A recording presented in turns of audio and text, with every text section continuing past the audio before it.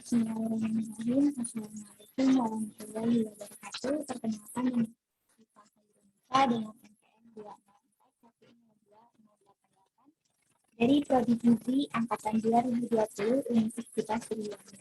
Di sini saya akan mempresentasikan mengenai iodium atau iodium, mata kuliah dari metabolisme gizi mikro dengan dosen pengantin yaitu Ibu Dr. Tina Endang Susilawati MS.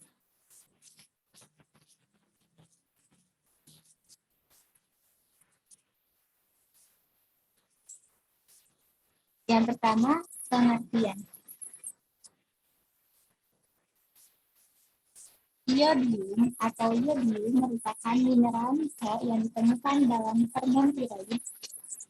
Hormon yang diproduksi kelenjar tiroid berfungsi untuk mengatur pertumbuhan, perkembangan tubuh, dan metabolisme tubuh.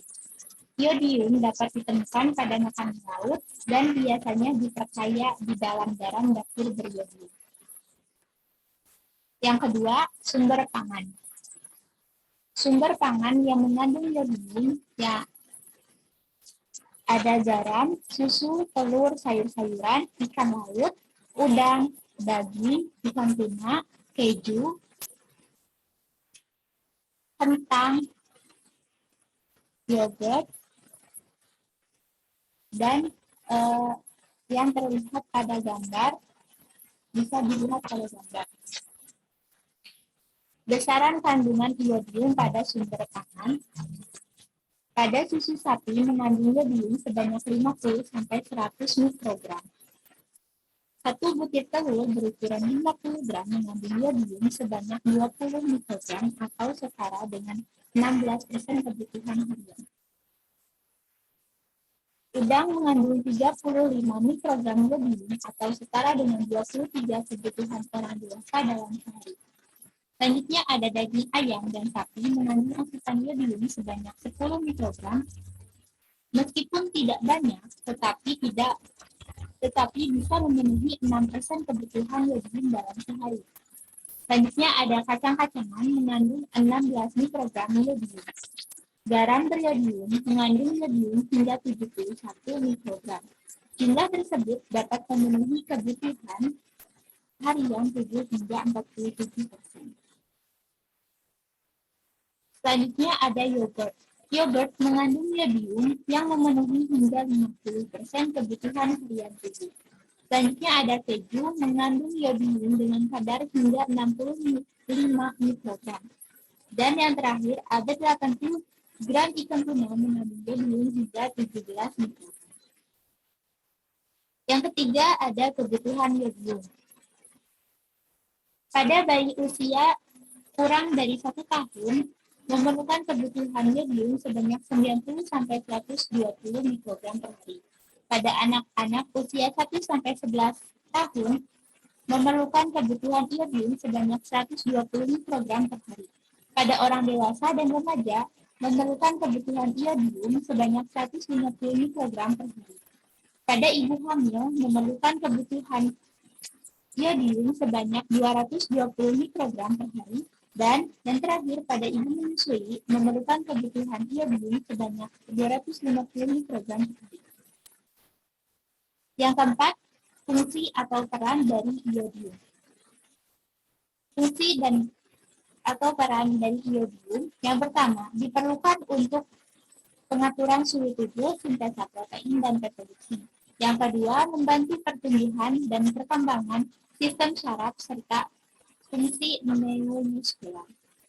Yang ketiga, dengan hormon-hormon tiroid, iodium berfungsi dalam laju pelepasan energi selama metabolisme basal atau BMR, laju penggunaan oksigen oleh sel, pertumbuhan linier, dan pembentukan panas tubuh.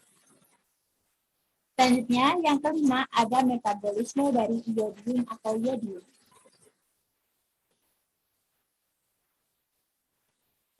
Terlihat pada gambar, merupakan gambar dari laju metabolisme iodium. Pembentukan dan sekresi triglobulin sebagai bahan dasar hormon tiroid dilakukan oleh sel-sel tiroid. Setiap molekul tiroglobulin Tiroglobulin mengandung 140 asam amino tirosin, dan tirosin merupakan substrat utama yang diberikan dengan yodium untuk membentuk hormon tiroid, di mana hormon ini dibentuk dalam molekul tiroglobulin.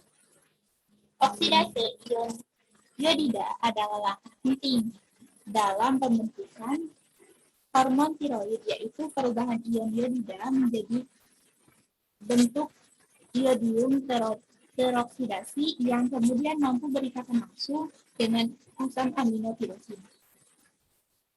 Pada proses oksidasi ini dipermudah oleh enzim peroksidase dan hidrogen peroksida yang menyertainya.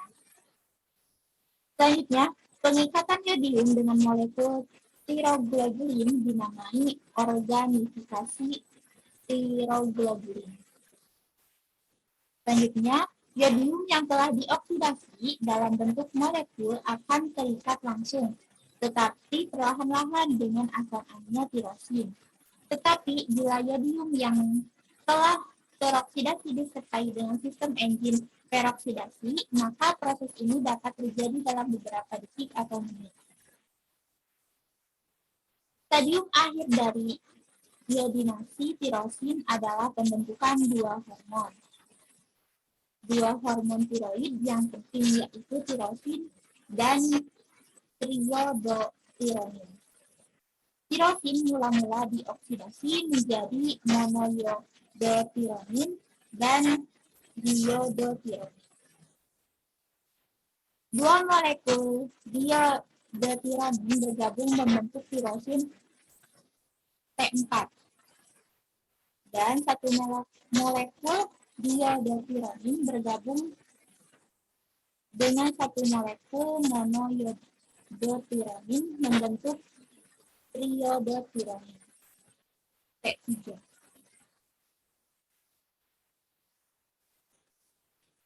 Selanjutnya, yang keenam, ada efek kekurangan dan kelebihan dari iodium atau yodium.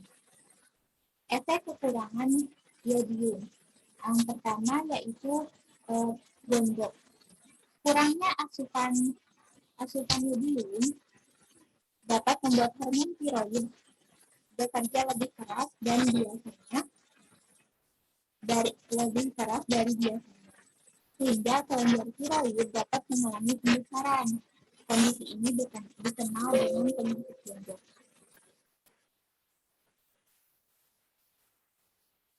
Gejala lain yang dapat muncul adalah sulit menelan, suara serak, batuk, dan sulit bernafas. Selanjutnya ada pembesaran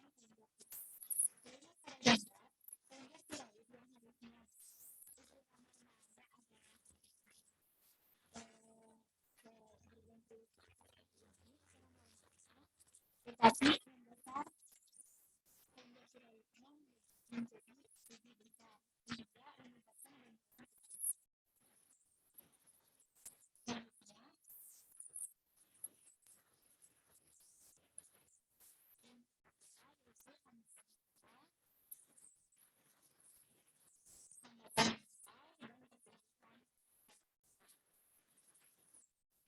pada anak-anak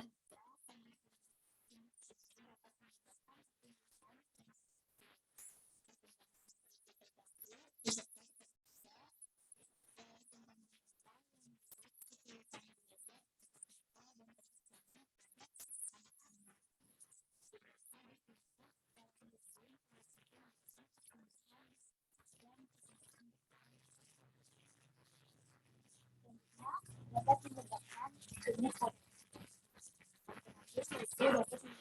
menyebabkan jadi merupakan akibat langsung dari kekurangan iodium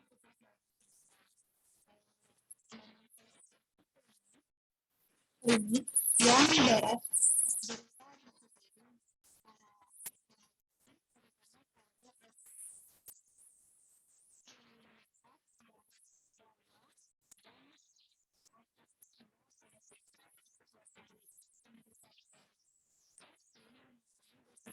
berupa diabetes jadi di sini